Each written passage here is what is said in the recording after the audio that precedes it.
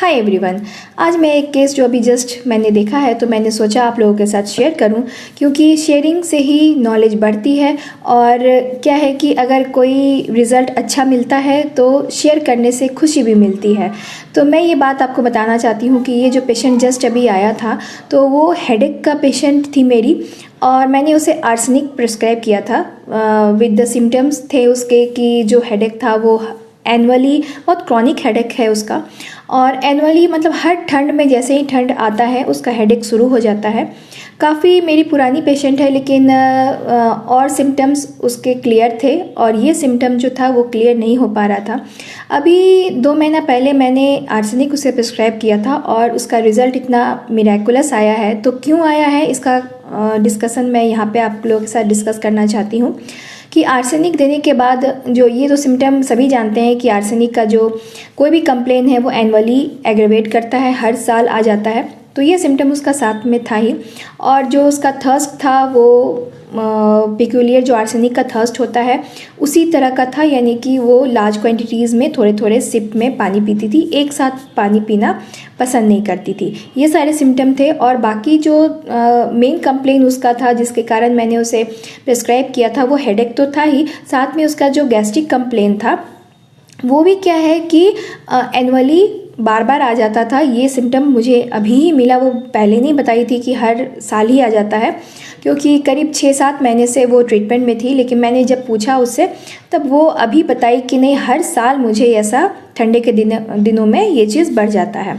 इस पेशेंट का जो हेडेक था उसमें पेशेंट मेरी जो थी वो चिली थी, यानी कि गर्मी के दिन में भी इसे आदत था कि एक पतला सा चादर ओढ़ के रहना। लेकिन और सब सिम्टम मुझे आर्सेनिक का मिला था। गैस्ट्रिक कंप्लेन उसका बहुत अधिक था और वॉमिटिंग भी उसका हो जाता था। जैसे ही वो खाती थी उसके थोड़ी देर के बाद वॉमिटिंग उसका हो जाता है, या वॉमिटिंग नहीं भी हो तो नौसिया ऐसा टेंडेंसी था। इन सब कारणों के वजह से मैंने उसे आर्सेनिक प्रिस्क्राइब किया था। और दूसरा जो मैं आपको बताऊं कि ये चिली पेशेंट थी, लेकिन मैंने जब पूछा कि हेडेक की कंडीशन में आप कैसे आराम मिलता है आपको, तो वो बताई कि हेडेक के कंडीशन में मैं चुपचाप चादर ओढ़ के सो जाती हूँ तो मुझे आराम मिलता है। फिर मैंने पूछा कि कैसे ओढ़ती हैं चादर, तो वो बोली कि मैं पूरा शरीर तो ढक के सोती हूँ लेकिन मेरा चेहरा जो है वो ऊपर तक मैं ढक के नहीं सोती हूँ। मैंने पूछा था उससे कि क्या पूरा चेहरा ढक के सोती हैं, तो उसने बताया कि नहीं, मैं चेहरा नहीं ढक सकती हूँ, मुझे बहुत ही एंग्जाइटी रेस्टलेसनेस फील होता है। तो ये एक सिम्टम है कि जो आर्सेनिक का पेशेंट है उसका जो हेडेक होगा वो हीट से आराम नहीं होगा। बाकी सारे कंप्लेन जो उसके हैं वो हीट से आराम होंगे, यानी कि गर्म से उसे आराम मिलेगा।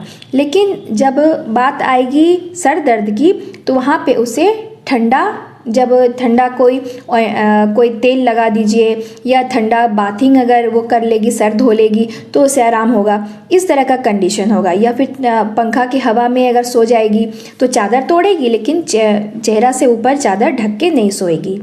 इस तरीके से इस केस के द्वारा मैं ये बताना चाहती हूँ कि अगर इस तरह का क्लिनिकल केस आपके पास आता है जिसमें पेशेंट बोलता है कि मेरे सारे अदर कंप्लेन जो है वो हीट से आराम होते हैं, यानी गर्म से आराम होते हैं, लेकिन मेरा सर के ऊपर का जितना कंप्लेन है, चाहे वो सर दर्द हो सकता है, कान दर्द हो सकता है, या फेस का कोई और प्रॉब्लम हो सकता है, उसमें उसे ठंडा चाहिए, ठंडा से उसे राहत मिलता है, तो आप आर्सेनिक के बारे में ज़रूर सोचिए।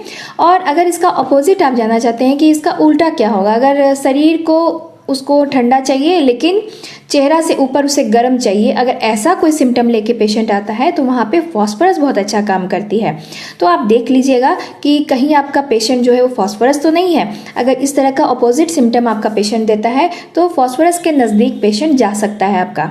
तो दिमाग में ये मेडिसिन रहनी चाहिए, सिम्टम्स रहने चाहिए, क्योंकि जब भी पेशेंट आपके पास आता है तो जो सिम्टम्स देता है तो आपके दिमाग में पहले से जो सिम्टम रहते हैं जब आप मैच करते हैं उसको तो पिक्चर क्लियर हो जाता है। तो यहाँ तक मैं ये इस केस को बताने का मेरा मकसद यही था कि ये बहुत छोटा सा सिम्टम है, लेकिन डिफ्रेंशिएट करने के बाद आप एक सिंगल रेमेडी तक बहुत आसानी से पहुँच सकते हैं। चलिए, इस वीडियो में यहीं तक, मिलती हूँ अपने नेक्स्ट वीडियो में। ऐसे ही कुछ केस को डिस्कस करूँगी आप लोगों के साथ में।